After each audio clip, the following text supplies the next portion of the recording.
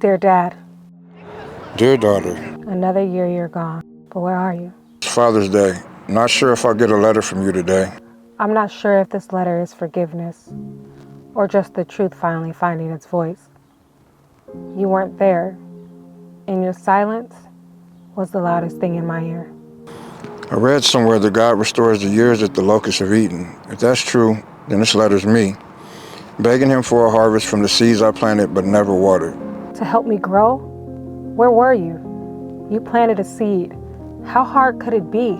To tend to your needs, you needed light, but I brought shadows. I brought storms, and the truth is, I was still trying to grow my own. But I'm not writing this to reopen wounds. I'm writing this because God kept healing them when I didn't even know how to ask. You weren't there when I took my first steps, but God walked with me. You didn't see me at my lowest, but He sat with me there.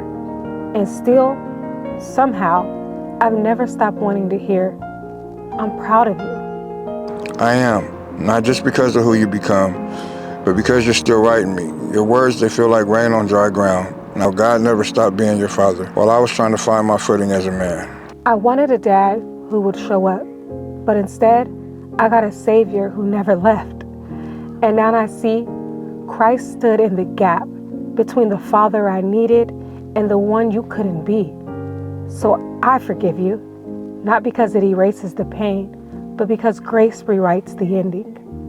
Like it said in Isaiah 43:19, behold, I am doing a new thing. I will make a way in the wilderness and rivers in the desert. And I believe that includes us.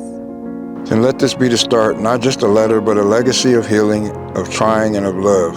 You may not have been there for every chapter, but you're a part of the story, and that matters to me. I'm praying I can help write the book that hasn't ended, a co-writer to the ups and downs, not just torn pages or inserts that never make it. Happy Father's Day.